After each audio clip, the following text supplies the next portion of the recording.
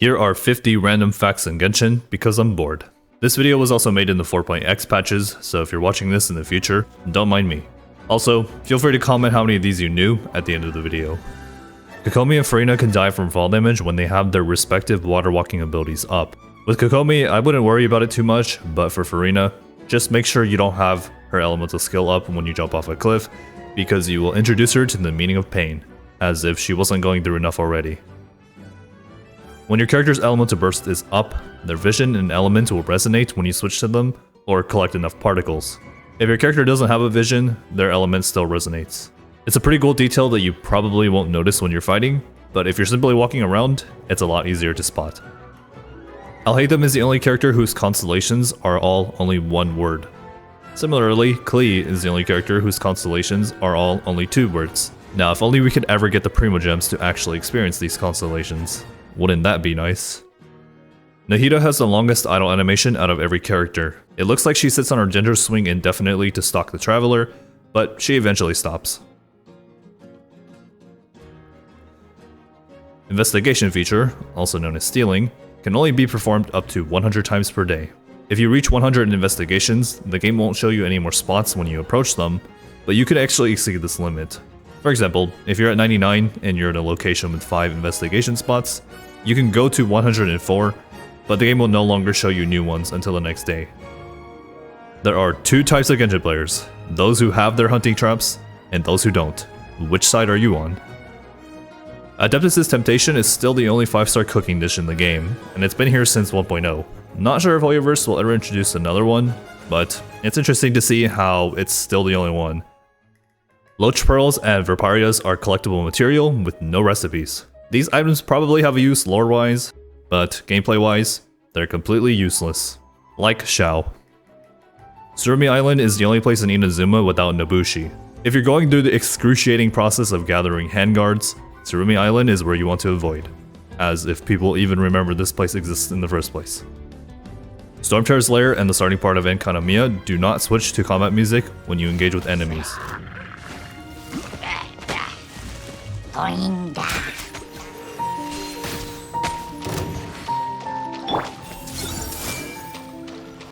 Chasm Underground does change its music, but it has its own unique track that sounds a little bit more dramatic than the normal one. It also transitions smoothly as you enter and exit combat.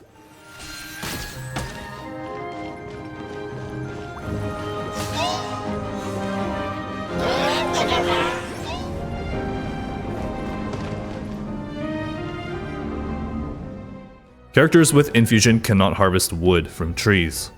I think the game counts infusion as a separate property from normal attacks. I tried this with Ayaka and Keqing with their individual infusions, as well as Changyun and C6 Bennett infusion, and it seems to be consistent. You cannot harvest wood with any type of infusion. All trees that have fruit yield Cuihua wood when you whack it. It doesn't matter what region you're in, it will give this wood every single time. Keqing is the only sword character whose charge attack costs 25 stamina instead of 20. Similarly, Heizo is the only Catalyst user whose charge attack costs 25 stamina instead of 50. Catalyst characters generally can't mine ores, but some of them can. As long as they have a blunt attack, it can damage ores. Riesli, Klee, and Ningguang are best at it, but Yanfei also works. Child and Goro are bow characters that can mine ore due to how their kits work, but I wouldn't recommend mining with them in the first place because it's quite slow. Technically, all bow characters can mine ore by plunging, but I mean by using their kits. Starglow Cavern and Salteray don't have an underground map, even though they updated underground maps in other regions. When they added underground maps in other regions, they probably just didn't care about Mondstadt or Liyue, so if you go to these areas again, you will not see an underground map. I guess they didn't find it important enough, like giving us more Primogems. In Sumeru and Fontaine, you can tell if there's a Shrine of Death on the map by looking for a star pattern. This is probably not very useful if you're using an interactive map, but it's still a cool detail. The other regions don't have it because I'm assuming it was only added after Sumeru, so if you try this in any other nation, you won't see it. In Dragonspine, you can infinitely farm Crimson Agates as long as you don't max out your Frostbearing tree. As long as you never max this out, you can continue doing Crimson Wishes, which allows you to collect Crimson Agates. This comes at the cost of having access to the Dragonspine glider, but I also do think it's pretty funny when you stack hundreds of Crimson Agates in your inventory. You cannot use the Animal Treasure Compass in Dragonspine even though it's part of Mondstadt. In other nations, sub-regions allow you to use the treasure compass with their respective nation. I don't know, Dragonspine hates all of you. Liyue is the only region with an equal amount of 4 and 5 stars. If Inazuma, Sumeru, and Fontaine were to introduce a single 4-star in their respective nations, it would create the same balance as Liyue. We won't talk about Mondstadt though because there's a huge imbalance there. Eula currently holds the record for the longest banner gap, which was from 2.4 all the way until 3.8. This was 27 banners in total. Just wow. On the other hand, Yoimiya currently holds the record for the shortest banner gap, which was from 2.8 to 3.2, with it only being 4 banners. I think Hoyoverse has a favorite child. Speaking of favorite child, Yoimiya is the only non-Archon that has an Act 2 story quest. It's interesting to see how she got one before Venti did. I think it's also safe to assume that a character receiving an Act 2 quest is random, and it's not exclusive to Archons. Unless you count Yoimiya as a Pyro Archon. I know I certainly do. Hydro has the least amount of 4 stars, only having 3. Barbara, Xingqiu, and Candace. Although I suppose you can count Xingqiu as a 5-star, so only 2, if you believe hard enough. It has become increasingly more difficult to obtain Amber, Kaeya, and Lisa since their release in 1.0. This is because every new 4-star character gets thrown into the standard pool, which ends up diminishing the chance of you obtaining any of these 3 characters. If you're trying to C6 either Amber, Kaeya, or Lisa, your best bet is to buy them from the monthly shop with Star Glitter. If you pull in the standard banner, you're built different. Fontaine is the only nation so far to have a statue of 7 in its main city. All the other nations don't have a statue of 7 in their main city. No 4-star characters ascend with either crit rate or crit damage. I guess Hoyoverse doesn't want 4-star characters to be on par with some 5-stars if they were to ascend with either of those stats. Or probably just because they don't want 4-stars to be as good as 5-stars. Who knows? Noelle is the only character who ascends with defense percentage. No other character in the game ascends with this stat. But who knows? Maybe this will change once more Geo characters get released after we've been waiting 7 years. Yaimiko has the longest elemental burst cooldown in the game, being 22 seconds. She and Raiden are the only characters whose burst also costs 90 energy to cost, being the highest in the game. It's a powerful elemental burst, so it checks out. Barbara is the only 4-star character who has a 5-star elemental burst animation. Her elemental burst is also the only one in the game that does no damage at all.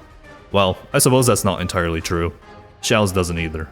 He's more useless than Barbara. No matter where you go in Genshin, you will always find that one Forsaken plant, Mint. The only exception is the Chasm Underground, which has no mints anywhere. Mint is actually so common that even Enkanomiya has it. How fascinating. Excluding the Traveler, Cyno and Razor are the only male Electro characters.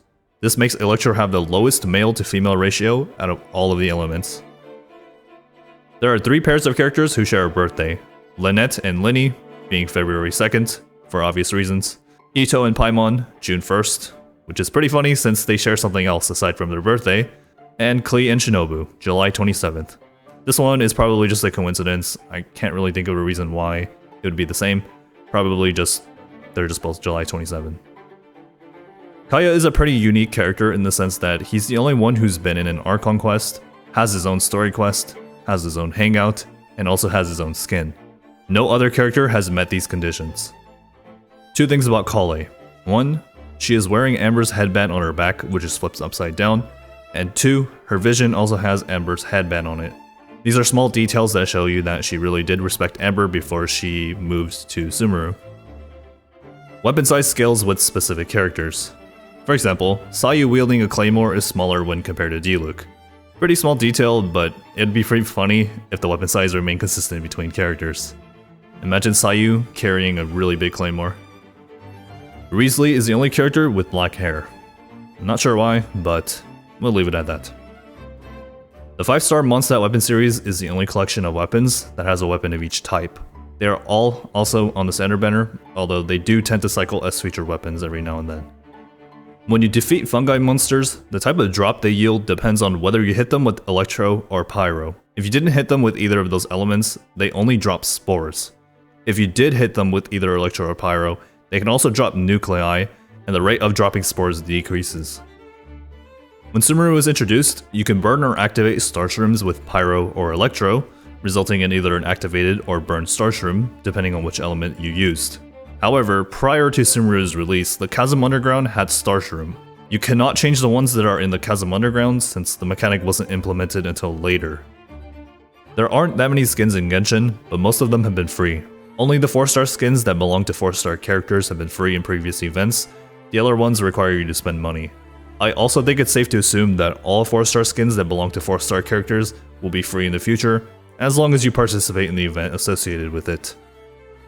The most difficult artifact piece to get is an Elemental Mastery Goblet. When you receive a goblet from any source, you only have a 2.5% chance for it to be Elemental Mastery, which is quite low. You can think of it as Gacha within a Gacha game. That's pretty much what it is. Sword characters are currently the most common out of the entire roster. As of 4.2, there are 17 sword characters, 18 if you count the Traveler. Aggravate and Spread do the same thing. They both deal bonus damage when attacking a monster affected with the Quicken status, with either Electro or Dendro. The only difference is that Spread has a slightly higher multiplier with its base damage, being 1.25x compared to Electro's 1.15x. You probably won't notice this that much, but Dendro characters tend to hit harder when triggering these reactions. It costs 7,048,000 Mora to max the character out completely, which is quite a lot. If you're ever feeling lazy for the day, I recommend doing gold ley lines. Your Mora count will add up gradually, and leveling up characters won't seem that expensive if you have a lot of Mora. 1.0 was the only version without a flagship event, so there was no free 4-star from an event. The game had a ton of content on release, so it makes sense as to why. Archons always have their first rerun 4 patches after the patch they were released on. For example, Venti released in 1.0 and had its first rerun in 1.4. So, if you missed Arena in 4.2, she will return in 4.6. Prior to Sumeru's release, Dendro text used to be very light green, but I guess they decided to change it to a darker type of green. I'm not really sure why, but the Dendro color that we all know is the color they decided to go with. If you haven't done the Fontaine Archon quest, Farina's profile will say 3 question marks instead of Vision or Gnosis. This is due to the Archon quest, which I won't spoil, but it's cool how they added this small detail. According to some math geniuses, when pulling on a character banner, it is almost impossible to hit 90 pity exactly due to how the pity system works. Getting to 89 pity without hitting a 5-star is incredibly rare, which probably won't ever happen to you. If it does happen to you, then that just means Hoyoverse has taken it to a personal level. The longest path on the map that you can use to walk begins from the starting area in the game and stretches all the way to the chasm. It passes through various areas in Mondstadt and Liyue. Now imagine for a moment if Genshin had no teleport waypoints. So there you go, those are 50 random facts in Genshin Impact. How many of these did you know? Feel free to comment down below. I'll catch you later.